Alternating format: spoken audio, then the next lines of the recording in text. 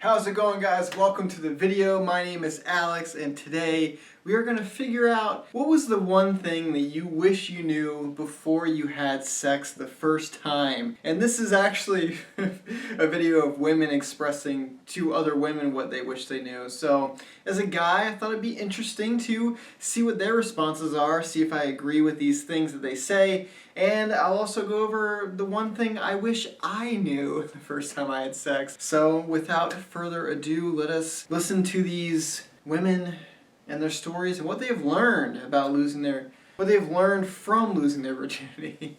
What's the one thing you wish you knew before you had sex? One thing I wish I knew before losing my virginity is I could have waited. I didn't really want it to happen. Like, I wasn't expecting it to happen. It just happened, and I was a little sad because I would rather have waited. So she just stole mine, the one thing that I wish I knew before I lost my virginity, and I wish I knew that it was okay to wait, that it didn't matter that I lose it at a certain period of time, and that I could have waited for a more special person rather than just the first person that came my way that offered it to me.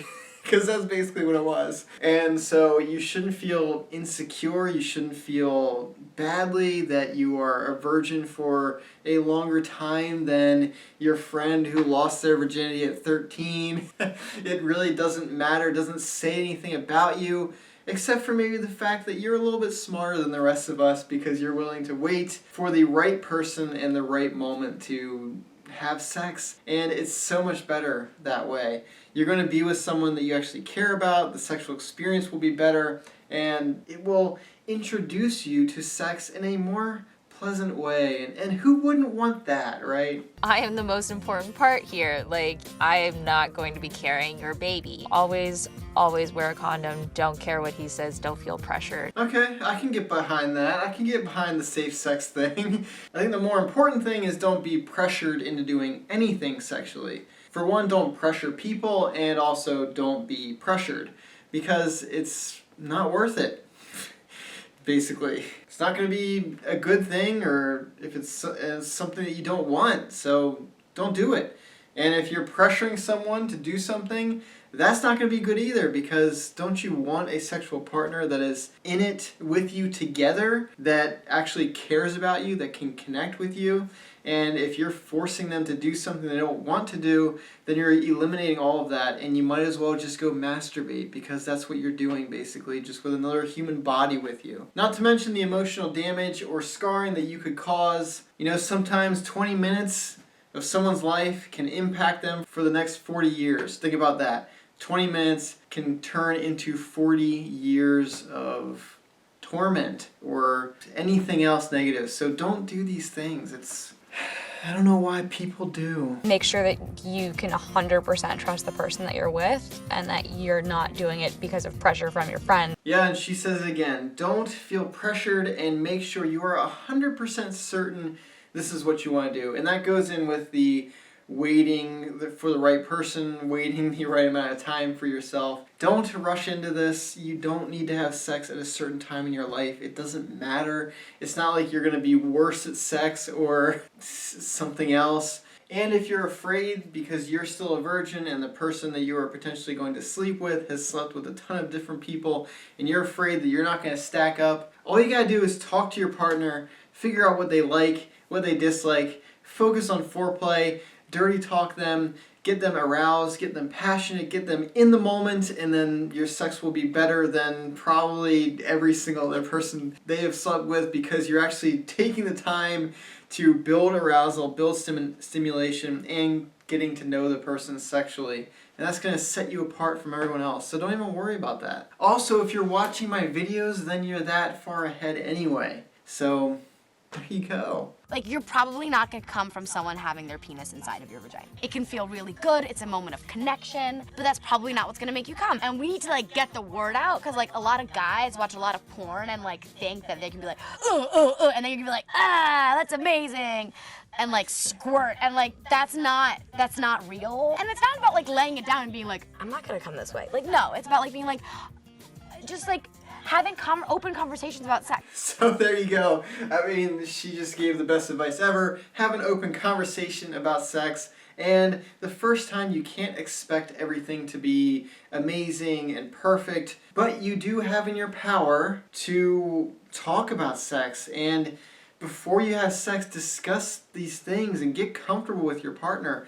That way you're more able to experience that feeling and everything that's happening in your head as openly and as truly and as naturally as you can. And that's going to enhance the experience for you. It's going to allow you to be more mindful in your own body and really figure out what kind of works for you, what doesn't work, if you are able to be open and receptive to that experience. So you gotta wait for the right person and you gotta talk about sex, basically. These are the two main things that you should do before you have sex. It's just going to set you up for a future of extremely successful, amazing sexual relationships. It's going to get you into the habits of being present of mind, of being not afraid to communicate about sex, and of just being able to be open, present in the experience, and mindful of what's happening to you, and not feel this pressure or uncomfortable feeling or anxiety or insecurity. And all those things are going to hold you back and make the sex worse than it would be had you been completely open with yourself and honest with yourself and just done what you needed to do, done the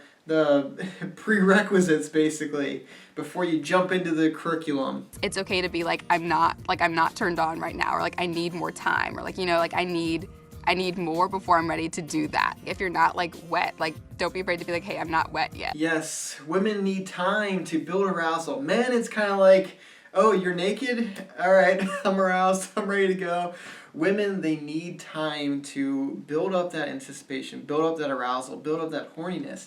And their body needs time to adjust to those horniness levels. There are things that are happening to them down there that are getting them prepared for the sexual experience, and this takes time. It takes 5 minutes or more for a lot of women to be fully aroused and ready for the sex. So keep that in mind. Make sure your foreplay is long enough and arousing enough that they are ready and entirely ready for that sexual experience to happen. And this doesn't just mean for the first time you're having sex. This applies to every single time you have sex. You need to build the horniness, build the anticipation, either before you've even touched the person by saying things to them, by sexting with them, telling them little sexy things throughout the day, getting them aroused, getting them turned on.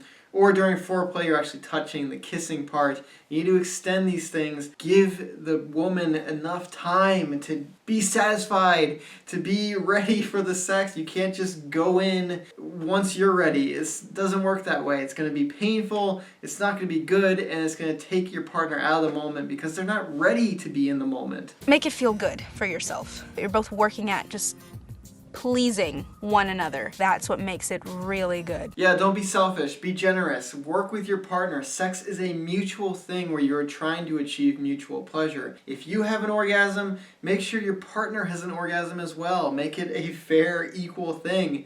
If anything, make the woman have more orgasms than you because they have the ability to do so. So why not exploit that ability and give them more orgasms than you get? Most sexual relationships, a lot of these bad sexual relationships, it's kind of like, yeah, the guy is guaranteed to have an orgasm, but the woman is kind of like, yeah, if the cards line up the right way, then perhaps they could have an orgasm, but you're not making any effort into doing that, and you should make an effort into creating better sexual experiences for yourself and for your partner. It's gonna hurt. It's not gonna hurt. It's going to feel really good. It did hurt a teensy bit. It was painful. It didn't hurt. It hurt. Definite pain. It's a different type of pain. I can't explain it at all. I don't remember it being like, ow, painful, but like it definitely felt like, I was like, is this supposed to fit? It hurt a little, but it felt better.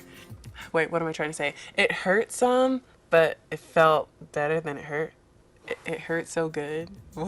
It's okay if it's not magical. It's okay if you don't have an orgasm. In fact, I highly doubt you will have an orgasm your first time, but if you do, like, kudos to you, like you are one lucky gal. So if it is painful, that means they are not aroused enough, they are not ready for that experience. And that's what it comes down to. In the first time that someone has sex, they're probably not going to be ready for it, no matter how much buildup there is, because there is so much in their mind going on, insecurities, stresses, anxieties. So it's going to be really hard for those of them that felt pleasurable, they didn't feel pain, they just happened to probably be with someone that they felt comfortable enough with to just lose all those things and be present in the moment and be able to be aroused enough so that it didn't hurt the first time. That's what it comes down to. You just need to spend more time in the arousal phase, in the turning on phase. Spend more time there, and then there won't be the pain. And we don't want pain, because that's going to pull them out of the experience.